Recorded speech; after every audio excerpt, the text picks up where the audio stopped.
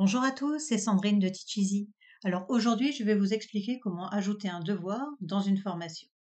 L'idée, c'est que vous allez pouvoir émettre des consignes, demander à vos apprenants de vous soumettre leurs devoirs, donc sous forme de fichiers ou de liens, que vous pourrez ensuite évaluer, apprécier, voire même noter. Et on va voir tout cela ensemble tout de suite. Alors tout d'abord, dans la formation de votre choix, vous allez pouvoir venir ajouter un contenu pédagogique et cliquer sur le devoir. Vous devez maintenant créer vos consignes.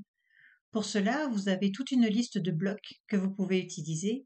Tout comme dans les leçons, vous allez pouvoir ajouter des fichiers à télécharger, par exemple, une visionneuse PDF si besoin, une vidéo ou autre. Dans notre cas, je vais juste utiliser un bloc de titre, un bloc de texte,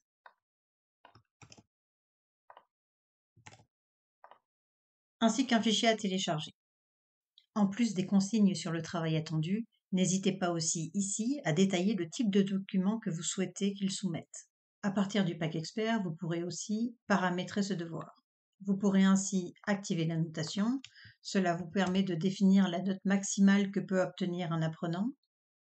Activer la discussion privée, qui permet à vos apprenants de discuter avec vous, de vous poser des questions sur ce devoir et vous pourrez ainsi leur répondre.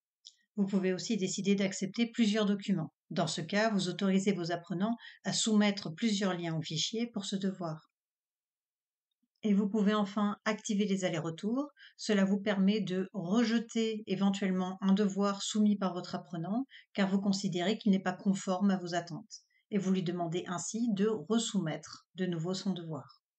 Il ne nous reste plus qu'à publier ce devoir, le sauvegarder et bien entendu aller voir ce que cela donne du côté apprenant maintenant. Lorsqu'un apprenant ouvre un devoir, il pourra voir que celui-ci est bien noté sur 50 comme nous l'avons configuré au préalable. Il devra ensuite cliquer sur commencer le devoir. Une fois que le devoir est commencé, la date et heure seront toujours affichées ici. La plateforme enregistre ses logs, ce qui vous permet, lorsque vous faites un export Calliope, de récupérer ces données aussi. L'apprenant va pouvoir lire les consignes, soumettre son travail. Il pourra ici indiquer soit un lien, soit un fichier qu'il pourra téléverser. Il sera limité à 30 mégas si vous avez un pack pro et 60 mégas par fichier si vous avez un pack expert. Nous allons ici sélectionner un lien par exemple. Il clique sur ajouter et ensuite il lui suffit de soumettre son devoir. Confirmez-vous l'envoi du devoir, je confirme. En tant qu'apprenant, étant donné que la discussion privée a été activée, je vais pouvoir poser une question à mon formateur. Par défaut, une fois le devoir envoyé, un encart s'affiche indiquant que le devoir a bien été envoyé mais qu'il est en attente de correction. Nous allons voir maintenant ce qu'il se passe du côté formateur. De ce côté-ci, nous voyons donc que nous avons bien reçu deux notifications.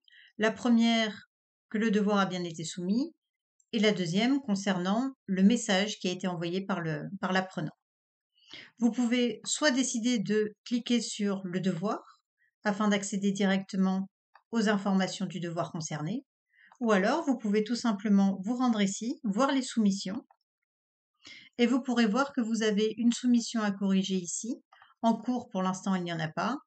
Corriger, il n'y en a pas non plus. Donc à corriger, je vais cliquer sur la fiche afin de pouvoir voir les différents documents soumis par mon apprenant. Ici, je vais pouvoir éventuellement corriger le devoir et y mettre une note, écrire une appréciation, ou alors je vais pouvoir demander à mon apprenant de soumettre de nouveau son devoir. Dans ce cas de figure, l'apprenant recevra une notification ainsi qu'un encart qui sera affiché au-dessus du devoir lui indiquant que son devoir n'a pas été validé et qu'il doit de nouveau soumettre une nouvelle version pour correction. Ici, par exemple, je vais noter son devoir après l'avoir évalué, bien entendu,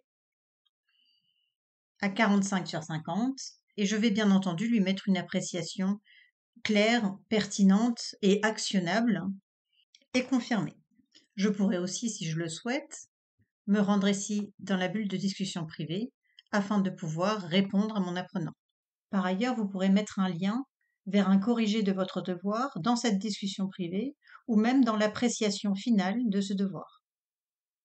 Maintenant, je vois que dans mon devoir, j'ai une soumission qui a bien été corrigée. Mon apprenant en a bien entendu été notifié également. En effet, vous voyez qu'il a reçu 2 notifications. Si je clique ici sur le devoir, je vais me rendre directement sur le devoir, voir ma note, ainsi que l'appréciation.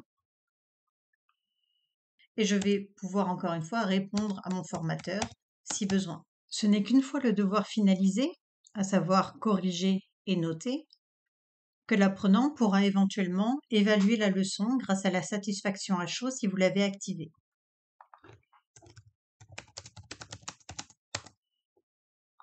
Si vous avez imposé la lecture ordonnée de la formation, sachez que ce n'est que lorsque le devoir sera finalisé que votre apprenant pourra continuer dans la progression de sa formation. D'ailleurs, n'hésitez pas, si vous avez bien imposé la lecture ordonnée de la formation, à créer tout simplement une leçon après le devoir qui comporte le corrigé du devoir. Nous en avons fini pour les devoirs. Je vous dis à très bientôt pour de nouveaux tutos sur Teacheasy.